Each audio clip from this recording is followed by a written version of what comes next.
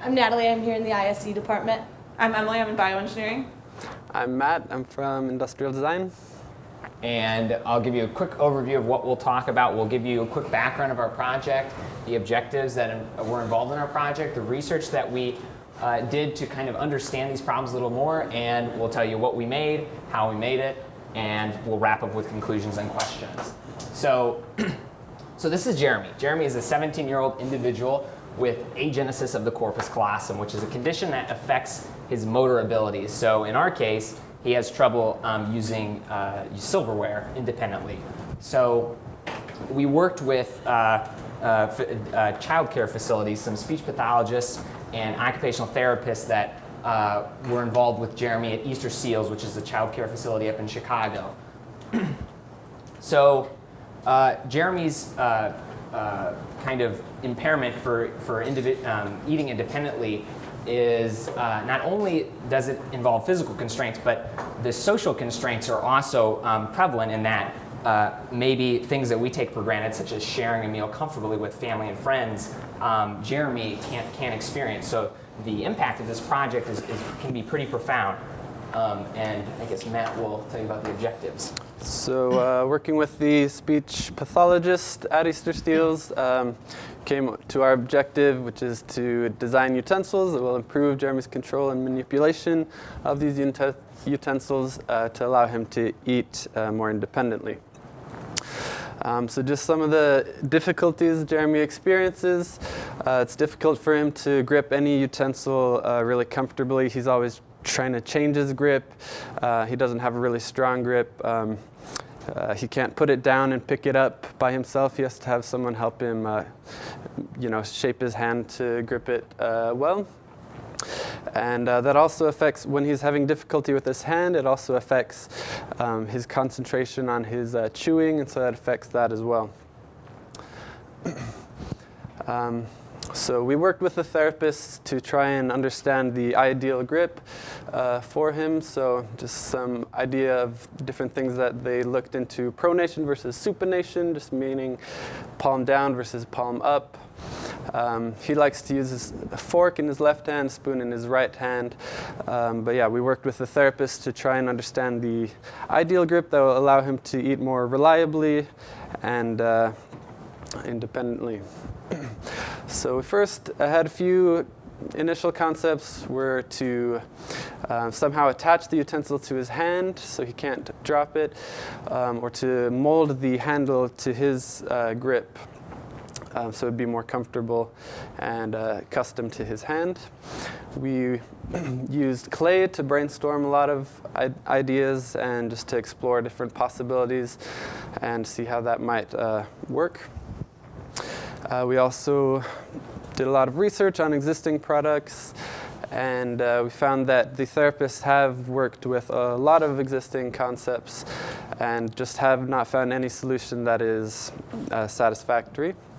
So they thought the best solution was to the molded grip that was custom to Jeremy's hand.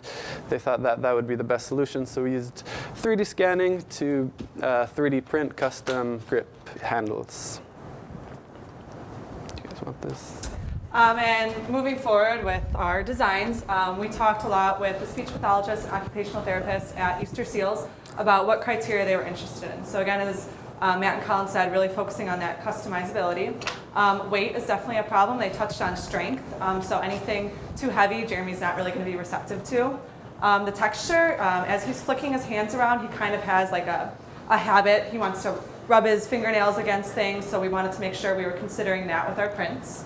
The attachment mechanisms, is this going to be a permanent grip that is always on the utensil, or is it something that can be removed and attached to various different utensils?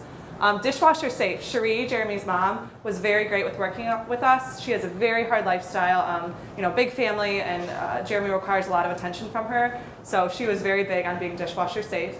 Child-proof, which Nana will talk a little bit more about later. And also what kind of software and hardware that goes into it. I think that's something unique about our project is more than just focusing on the end device and the end prints. We wanted to help Easter Seals come up with a process of how they could do this with the hopes that they can do this in-house without our help for years to come with all of their children that have this need. So kind of walking through our design pipeline. The first thing we did is we made 2 trips to Easter Seals and brought up soft Play-Doh and a stiffer, harder clay to try to capture Jeremy's grip. In this picture, this is Judy. She is his speech pathologist. She worked a lot with helping him grip, both with his left hand for the forks and the right hand with the spoons, so he could bring those back up with us. Then we used a Z-scanner to 3D scan all these molds. And then we brought them into GeoMagic. For each handle, we took 2 or 3 scans so we could mesh those together and get the entire surface area captured. We also scanned a few utensils as well, seeing if that could help us knowing the exact utensil shape as we went through some modifications. We brainstormed a lot of different attachment ideas. Again, going back to, is this a permanent attachment or something that detaches and attaches to different utensils? Some of our most promising ideas were some kind of hinge mechanism or like battery packs, how it kind of has that click out, same way that it's on the remotes, or other sorts of bosses and mating fits. And then we did most of our modifications in Fusion 360 after we brought them out of GeoMagic. We printed a lot. Natalie's going to go through all of our iterations. And then we tried different attachment mechanisms. So this is just one of our examples. We used a lot of caulk and glue to try how those would be integrated. All right, so the iteration process is a really important part of our semester. I'll step up here and show you what we got. So we printed 3 grips, 2 forks, and 1 spoon. And you can see in our first print, it really captured his mold nicely. You see like a nice indent. And this was the first print. So in Fusion, Emily had recessed a rectangular sort of slot for the fork to just slide on in. And this is simply just glued in, one of those permanent molds we were sort of discussing. And then with the next iteration, we tried a more dense sort of print. We were experimenting with Jeremy's grip, and he liked that weighted handle. Again, with that texture we were talking about, we added some slots on the side to see if Jeremy would like to sort of play around with them in a sense. He liked this grip. I think it worked for him well. We also understood that the utensil wasn't perfectly perpendicular to the slot, so the way he ate was a little bit construed. With the spoon grip, this was again sort of the more archaic, if you will, design, just simply a circular slot in the middle and then the spoon just caulked in. He worked well with this design. And then the second iteration, we had a flat bottom, so Easter Seals really appreciated the fact that he can put it down and then pick it up in the same orientation so that grip was maintained. And then again, the weighted handle. We think that Jeremy, it was easier for him to grip the handle with more to hold on to, if you will. And then on the inside, that's what it looks like. The handle is recessed and the spoon is mated in there with a foam insert. And this last design, the fork, was our most promising design with Jeremy. We did something different. We actually halved it and then put in magnets. And that safety, if you guys remember that childproof aspect that she had mentioned in the design requirements, when we went to Easter Seals, the first thing the mom picked up and the speech pathologist was, there's a lot of literature on magnets in children, and we're not really sure that that would be a safe way to go. And it was true. As soon as Jeremy had discovered that there were magnets in here, he was really taken to them. He was very excited that there was something on the inside of his utensil. So it was sort of a quick ideation that, maybe for our third iteration, we wouldn't include the magnet. So for the second one, going to the second one, we had a larger recess to accommodate the larger fork, and then we added some bosses to ensure some mating. So on here you'll see no bosses, and on this one you'll see some thicker bosses to ensure no wiggling. I can put it in there for you. And so this was our most promising design. He really took to it, and here's a neat little animation that hopefully will... Yes. It's already open. The far left. Right there. So magnets go up. Show you that before it goes in. And the bosses ensure some proper closing with the flat bottom at the end. This all happened yesterday morning. We drove out to Easter Seals facility, and the way that they were receptive to the designs was really fulfilling. Like I said, this third design was really promising. We took some notes about where Jeremy was holding it and how we Yeah, can full screen, modify review. this specific grip in order to make a nearly perfect design. And so that's what we're doing for iteration 3. We want to improve the grip.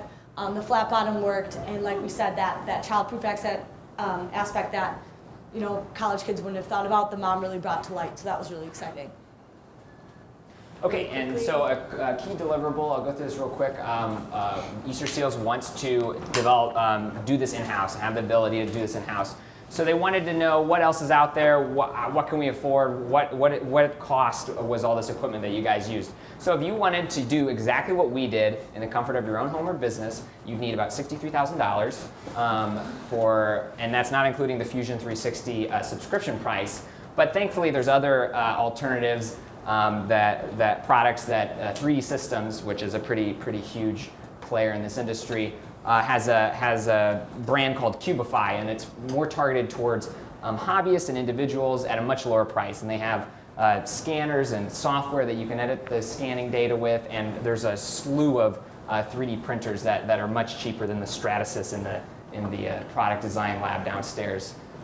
And they also do dissolvable filament. So this is a generous estimate, but it's about $1,600 if you went with some of the most cheap alternatives on the market. So we're sending that off to Easter Seals for just some of our input on that.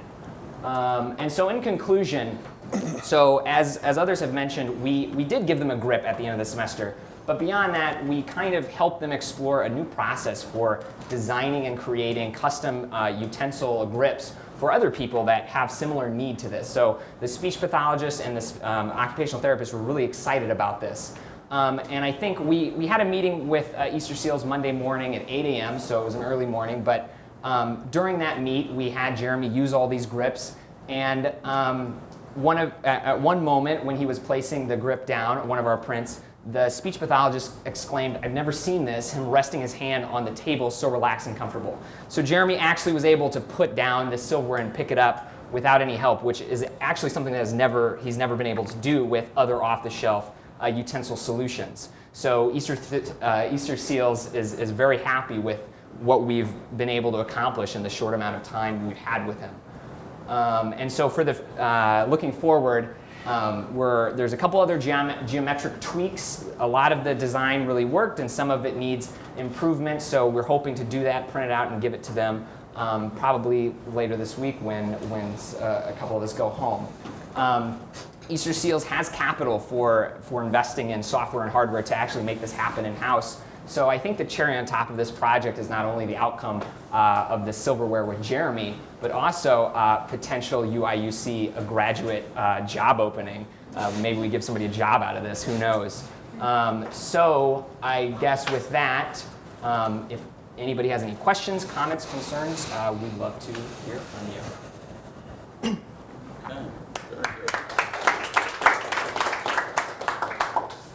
When the two halves snap together, is it your intention that they ever get unsnapped? So we have both options. The magnet ones can be taken on and off with every utensil very easily. And we looked at some different foams, so if it's not an exact fit, it still stays in there without wiggling. But we did do some other ones that were super glued or caulked together for like a permanent attachment.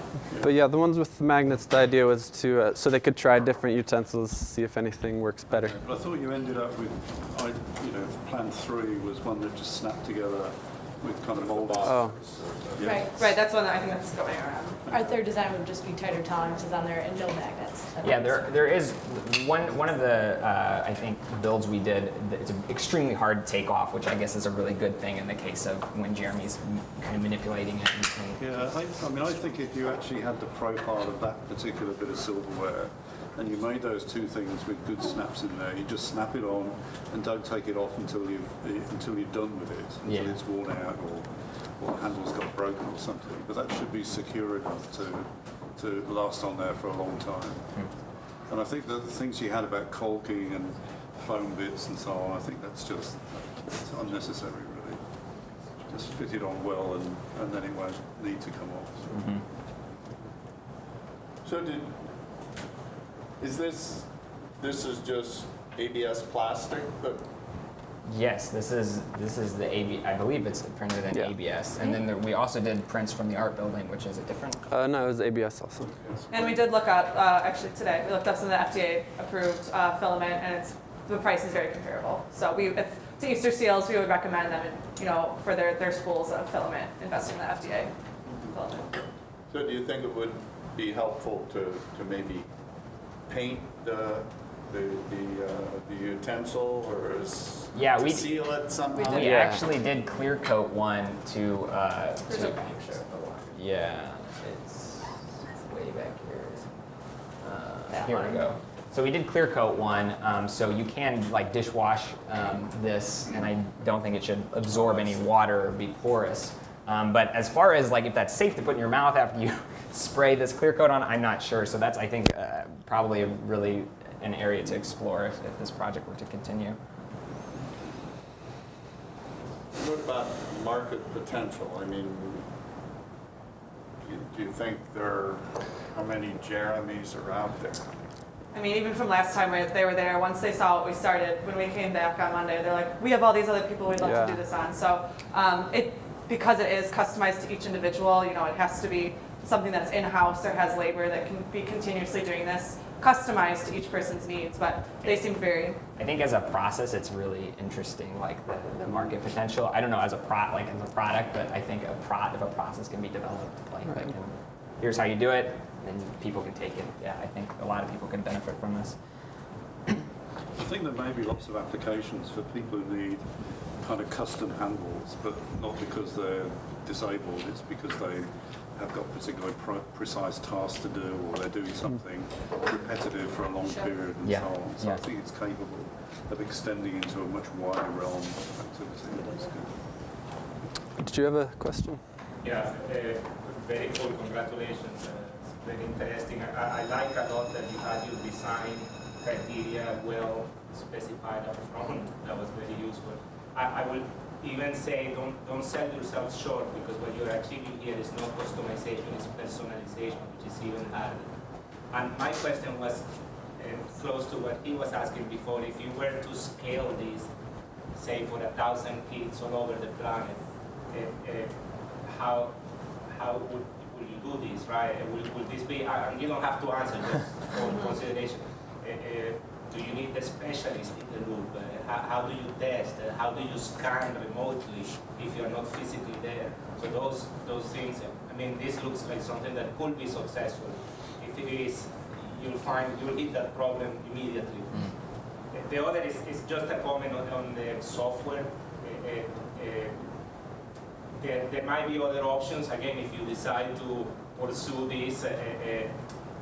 For example, Fusion can read meshes directly, and you can snap solids into the meshes without having to go through something like Geomatic and even Mesh Mixer. So you can read the scan directly, so you reduce how much, $100-something dollars. Yeah. So there might be other easier options to model. And then from Fusion, you have the solid, which you can 3D print directly. Right. But really cool. Congratulations. Thank you. Thanks so much. Okay, very good.